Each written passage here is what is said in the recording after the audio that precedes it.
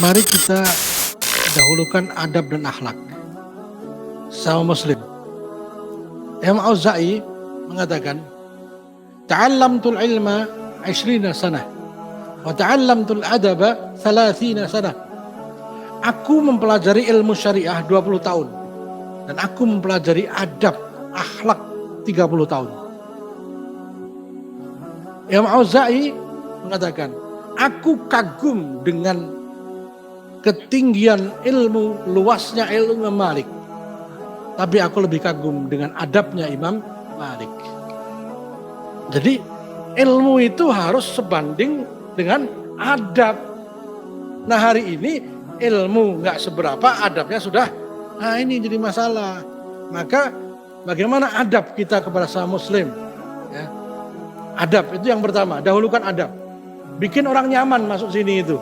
Maka jangan dibilang dilarang tidur di masjid, nggak akan ada kesini.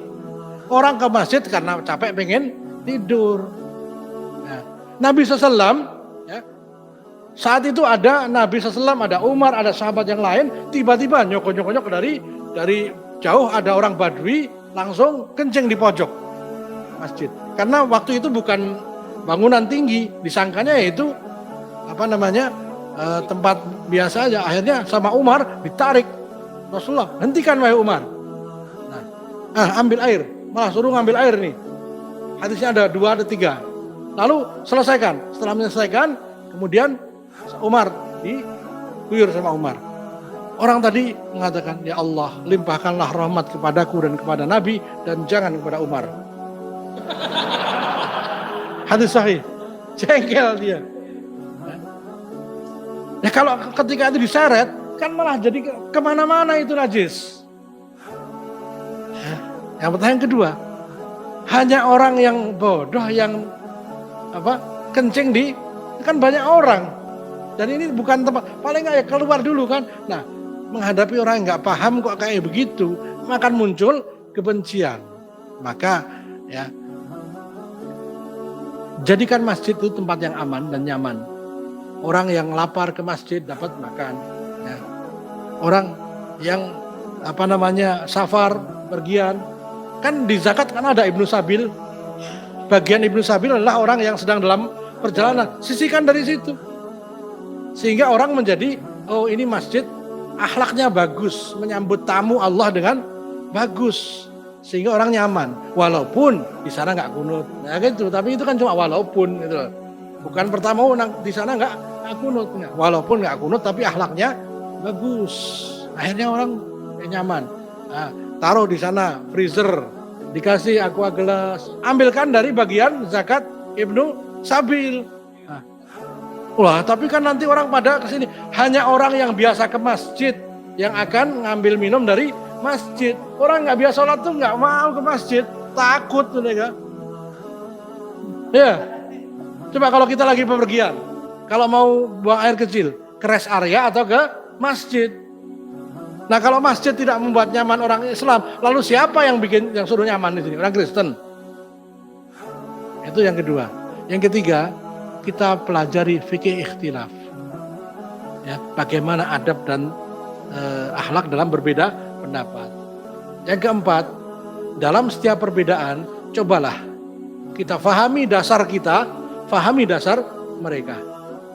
Maka dengan memahami kedua dasar, kita akan memahami, oh kenapa seperti ini. Di zaman Nabi, hadis sahih, ketika itu setelah perang Ahzab, Bani Quraidah, Yahudi berkhianat. Maka Nabi langsung sampaikan, kita segera untuk ke Bani Quraidah, siapkan pasukan. Dan jangan sholat asar kecuali di kampung Bani Quraidah. Nah, maka berjalannya para sahabat menuju ke perkampungan Bani Quraidah. Rupanya belum sampai ke perkampungan Bani Quraidah sudah hampir maghrib. Maka sebagian langsung sholat asar. Loh, kan Nabi mengatakan janganlah kalian sholat asar kecuali di kampung Bani Quraidah. Kenapa sholat di sini? Nah, orang ini menafsirkan teks kontekstual. Nabi mengatakan begitu bukan berarti kita sholat asar di sana, nanti sudah Isya di sana. Nah, maksudnya cepat-cepat supaya kalau bisa asar sudah sampai Bani Quraidah. Tetapi karena ternyata belum sampai, ya sholat di sini. Akhirnya mereka sholat di situ sebagian. Nah, sebagian yang lain barangkali untuk sekarang ini khusus. Sudah, pokoknya kita ikuti sabda Nabi. Akhirnya mereka sholat asar di Bani Quraidah dan sudah waktu isya. Jadi maghrib, asar, maghrib, isya jadikan satu. Nabi mengetahui itu dan Nabi diam. Ini yang menjadi dasar pemikiran hari ini. Satu, tekstual. Yang dua, kontekstual. Yang satu apa adanya, yang satu dengan menggunakan logika dan fakta hari ini. Ya. Bisa dipahami? Jadi inilah dasar perbedaan hari ini. Kadang-kadang orang menafsirkan pokoknya kayak begitu. Nabi bilang begitu ya, begitu. Ada, loh itu kan zaman Nabi. Sekarang kan berbeda kondisinya. Dulu unta, sekarang pesawat kan gitu. Nah, bisa nggak disamakan? Oh bisa. Nah, terus contohnya begitu. Sekarang contoh yang lain. Kondisi zaman hari ini dengan perkembangan teknologi yang sangat pesat menuntut berbagai macam akselerasi dan penyesuaian. Contohnya, bolehkah membayar zakat dengan uang? Oh tidak boleh. Kenapa? Zaman itu sudah ada uang tapi tidak menggunakan uang. Nah enaknya gini aja deh. Dikirim pakai uang nanti dibelikan. Nah, kan enak sudah. Selesaikan masalah. Coba bayangkan kalau kita mau bayar zakat ke Amerika. Mau kirim beras. Sampai sana berasnya sudah.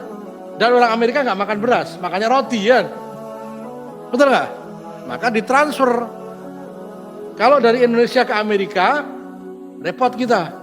Nah, satu bayar zakatnya sekitar 25 dolar, 250.000. Sementara kita cuma 25.000. Nah, kalau enak kalau zakat dari Amerika ke sini,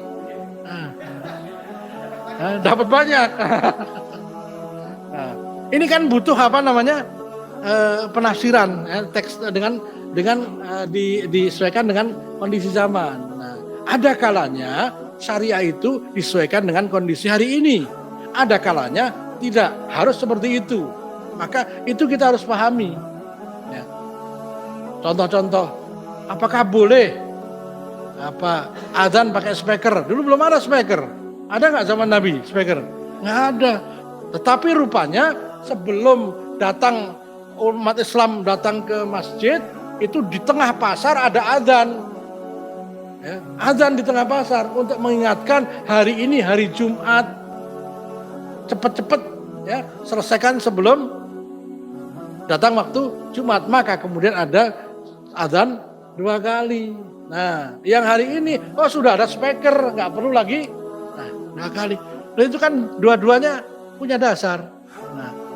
Nah, perbedaan ini akan bisa dimaklumi kalau kita mempelajari dan membuka diri untuk perbedaan yang ada. Contoh banyak sekali. Sampai ada 4 mazhab kok. Ditambah lagi mazhab Dhahiri.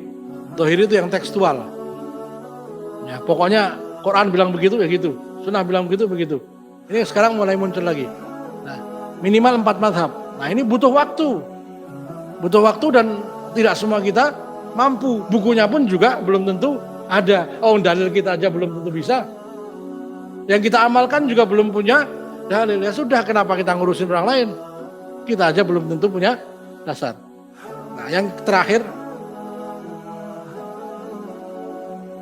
perbedaan itu adalah suatu yang tidak mungkin terhindarkan. Maka mari masjid ini ya, mencari hal-hal yang bisa menyatukan, yang disepakati. Apa kira-kira? Dengan masjid yang lain. Nah, yang disepakati, contohnya umpamanya acara olahraga. Yang paling sepakat itu acara makan-makan. Oh, itu sepakat. Nah, acara makan-makan itu pasti sepakat juga. Ya. Maka Nabi SAW itu sangat menghargai orang yang mengundang makan itu. Ya. Bahkan puasa pun disuruh batalkan. Batalkan puasa kalau kamu diundang makan. Karena akan menyatukan hati, menimpakan barakah. Nah, sesekali kita undang. Ya, yang jarang jamaah sini diundang. Nggak usah ngaji, makan aja, makan-makan. Atau apa acara apa yang disepakati sama kita. atau pembagian kepada fakir miskin gitu, sembako dan sebagainya. Nah, dari situ akan terjadi trust, saling percaya.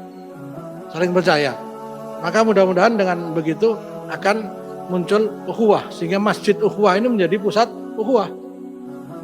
Ya. Yang jelas jangan sok kaget, jangan suka kaget-kagetan. Ya. Ada orang gini kaget, ya. Ada orang kaget. Nah, biasa aja, sholawatan biasa, nggak sholawatan juga biasa, ya kan? Yasinan silakan, tahlilan juga nggak apa-apa. Toh nunggu mati juga kalau tahlilan kan, sudah. Ya sudah. Cuma kalau ada orang mati saja kok tahlilan itu. Yasinan seminggu sekali, ya. Itu pun diganti nggak apa-apa. Niatkan baca Al-Quran sudah. Nah, jadi ilmu kita dahulukan. Nah, mungkin suatu saat kita perlu untuk mempelajari fikih ikhtilaf. Insya Allah kita akan sampaikan fikih ikhtilaf atau adab dan tata cara berbeda pendapat, termasuk sebab-sebabnya kenapa berbeda pendapat. Bagaimana seharusnya kita berbeda pendapat. Ya. Karena sebenarnya lebih banyak persamaannya. Ya. Masa antara ayah dan anak kok sampai bisa nggak akur hanya gara-gara masalah ikhtilaf. Ya. Beda manhaj, jangan nikah, lu repot. Muslim nggak? Muslim, ya sudah, itu sudah saudara.